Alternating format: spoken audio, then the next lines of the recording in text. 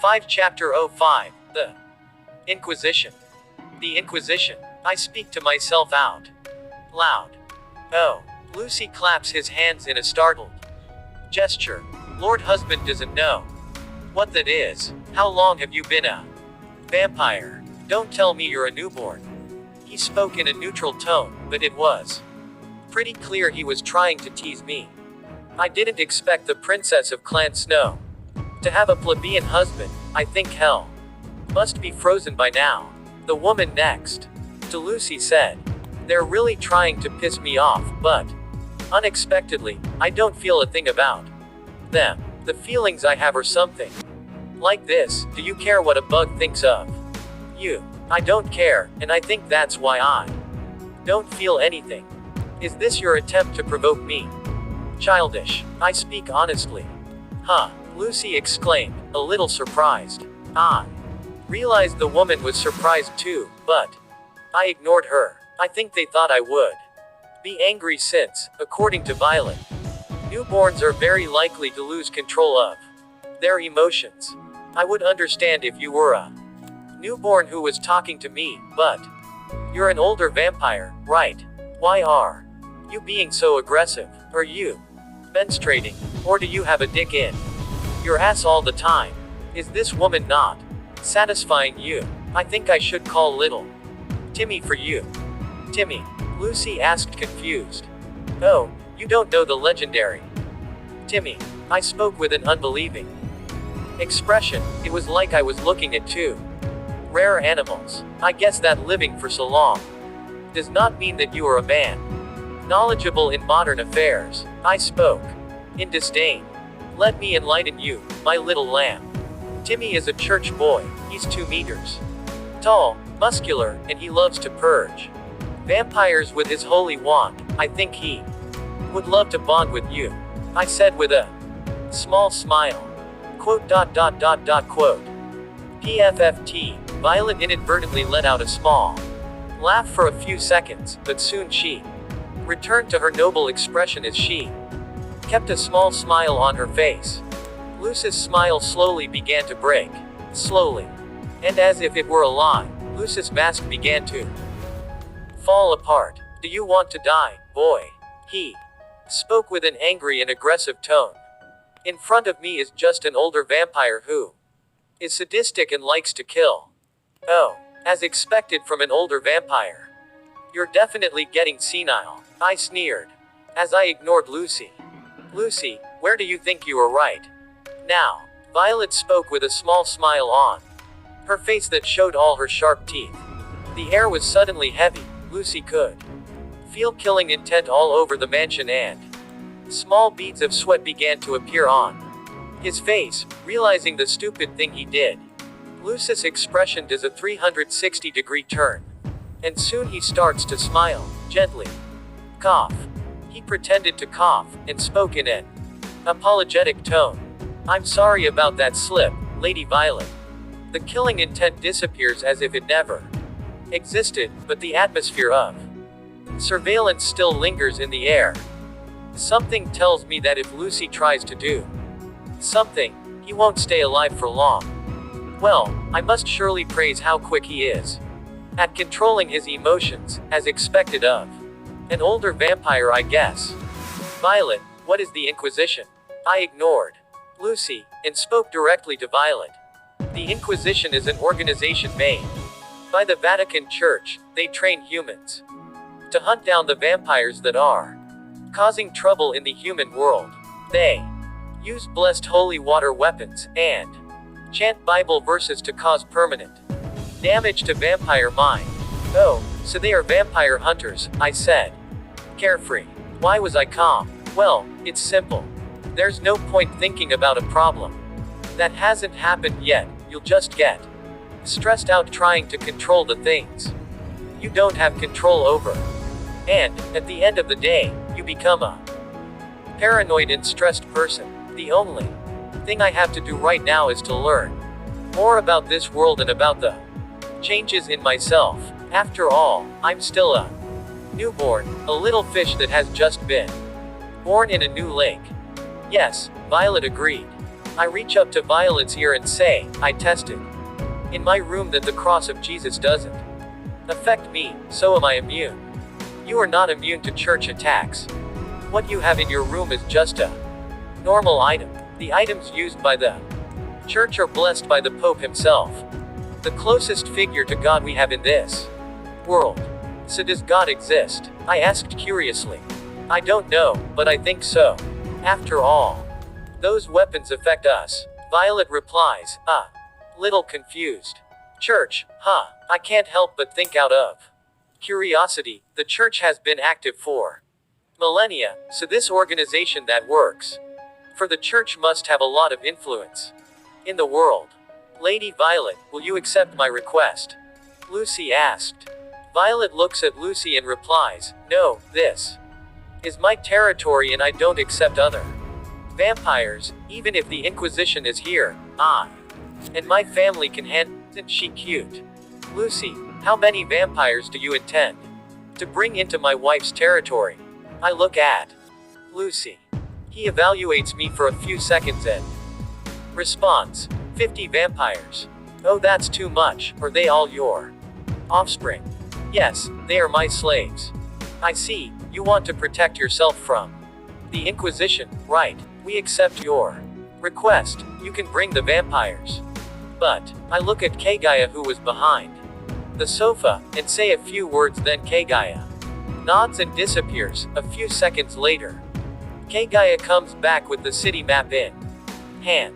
I place the map on the table in front of me. And with the pencil Kagaya also brought, I make a big circle on the map. Keep your minions out of this circle, I said while showing a circle on the region map. This circle surrounds Violet's mansion and my house, which for some reason was quite close to this mansion. Lucy looks at the circle on the map and nods his head. He looks at Violet for a few seconds as if asking permission. Violet nods her head in agreement. Soon, he got up from the couch and extended his hand. Thank you very much, Lord Victor. I am indebted to your generosity. I flash a smile and get up from the couch. Don't worry, friends were meant to be helped, right? I look at his hand and shake it in a friendly gesture. I suddenly feel like he put more strength in his handshake. It feels like he's trying to break my hand, but he doesn't have enough strength. Isn't he an older vampire? He must be strong, right? Well, he asked for it. My smile grows unevenly. My sharp teeth start to show, and soon I just put a little more strength in my grip. Crack. His hand is shattered, but everyone ignores it except Violet, who was looking at Lucy as if she were looking at a dead man walking. Lucy looks at his hand for a moment, then he looks at Violet. Until another day, Lady Violet. Violet didn't say anything, she just nodded her head softly. Soon Kagaya escorts the two guests out of the mansion. I sit down on the couch again, and Violet climbs into my lap. What are you planning? She asked as she wrapped her arms around my neck. Bait. Lucy is my worm that will attract the big fish. Violet opens her eyes a little and then she flashes a smile. Aren't you getting used to this vampire thing a little too quickly? Bah, vampires are no different from humans. After all, they were once human, I reply. Then I continue. When I went to my mother's work in the past, I learned a few things from the politicians my mother defended in court. Lies and truth are a fine line. Politicians have to live telling lies to get the jobs they have today. Lucy, he's a lot like these politicians. He's a scared fox. He wants to take advantage of every situation. You should know him better than me. Violet nods. Lucy is a vampire who specializes in bringing food to noble vampires. He has good ties to noble families. By food, you mean humans? Violet spoke mercilessly. So that's why the Inquisition is here. They are after Lucy. It seems that using Lucy as bait was a good idea. I need to know the capabilities of this human organization. And though I can ask Violet to tell me that would be useless. There is a big difference between seeing one person's capabilities in person, and someone else telling you about it. I just nodded my head in agreement with Violet's words, but I felt a weird incongruity in my chest. Common sense is that I should care about this, after all. They're human beings, right? But why don't I feel anything? It's the same feeling as when I see a newspaper or television. You know people are hurting but you don't care, I think. Seeing and experiencing tragedy is very different from just knowing it through someone else's mouth, huh? Normally, noble vampires don't need human blood. Huh, I don't understand now, isn't that against everything being a vampire is?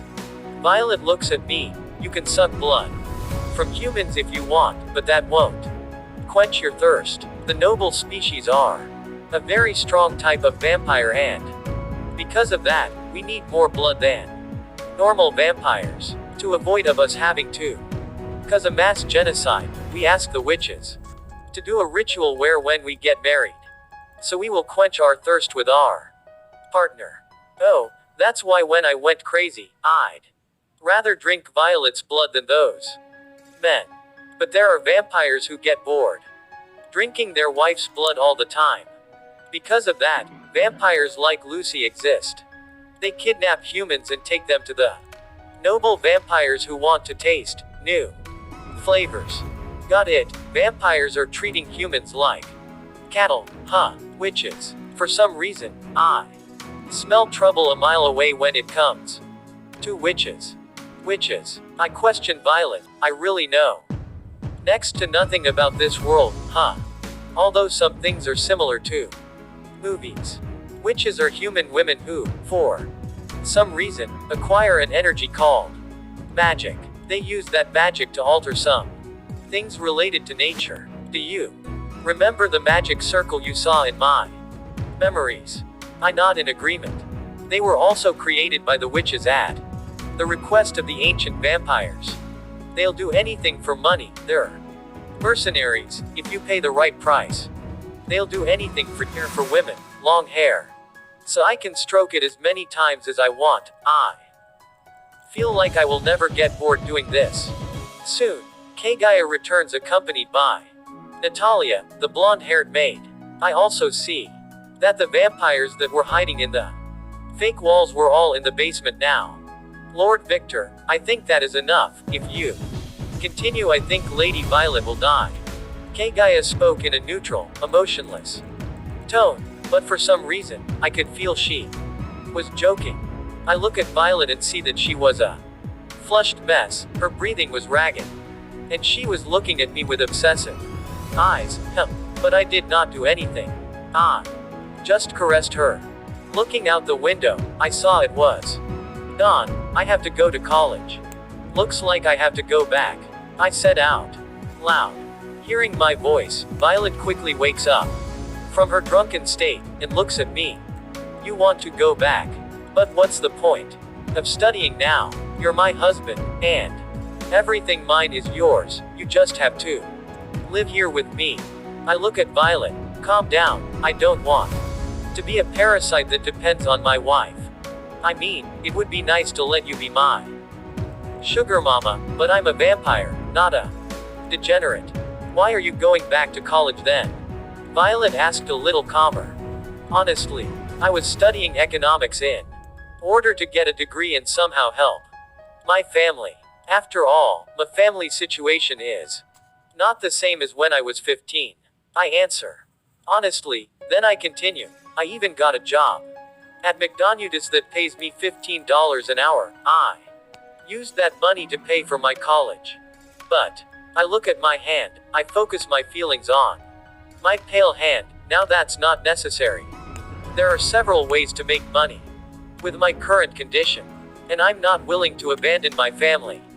If I'm not close to my mom, she'll get bored. After all, with her personality, she wouldn't make many friends. I laughed a little when I thought of my mom. Though I became a vampire, I don't intend to abandon my family and friends. I'm not going to act like an emo and say That I'm going to put my family in danger. And because of that, I need to abandon them. I may have changed my race, but I'm me. I make my own decisions. And, since I know there's a way I can't go crazy from bloodlust, the worry of hurting my family is practically non-existent. So you go to college just because you want to? Violet asked me confused. Yes, I'm going to quit my job and go to college to enjoy school life a little. Because of my illness, I've always lived in fear of trying too hard. Because of my illness, I couldn't enjoy much of my life, but that's not an obstacle anymore, I said honestly. I always wanted to play sports, I always wanted to swim, to play basketball, but because of my illness I couldn't do that kind of activity. I look at Violet, don't you want to come with me? Huh. Well, I want to introduce you to my family. You are my wife, right? You have to meet my family and friends. I plan to invite her to live with me since, if Violet comes to live with me, there will be few things that threaten my family's life. After all, these vampires seem to obey Violet's every word. If she is living with me, that will ensure that my family is protected. Violet displays a happy smile and starts hugging me again. I laugh and start stroking her head. She looks so happy. Yes, I'll go with you. In fact, I'm going to live with you. Let's go. She spoke happily as she got up and pulled me somewhere. Well, it looks like I don't need to ask her to move in with me. She did it herself. I thought as I smiled satisfied. Wait, I spoke in a neutral tone. Violet looked at me. If you want to live with me, you have to promise to protect my family. Oh, is that it? That is something easy to do. Few people would dare to mess with my family, she said smiling. Then she continued. My family is your family too, right? We are married. Of course, I would protect your family. She spoke with a proud smile. I can't help stroking this woman's head. Isn't she very beautiful? Lady Violet was manipulated, right? Gaia whispered in a not-so-low voice. Yes, and probably, she doesn't even care about it, Natalia replied. Sigh, we're lost. What if Lord Victor decides to get his hands on us? Gaia spoke in a neutral tone with exaggerated gestures. I doubt that would happen. He seems to have no interest in us, and Violet would probably kill us if that happened, Natalia replied again in a flat tone. True, a stalker's love is something difficult to understand, Gaia said. Shish, don't say that. What if someone hears you? Natalia spoke in a louder voice. Quote. Are these women right in the head?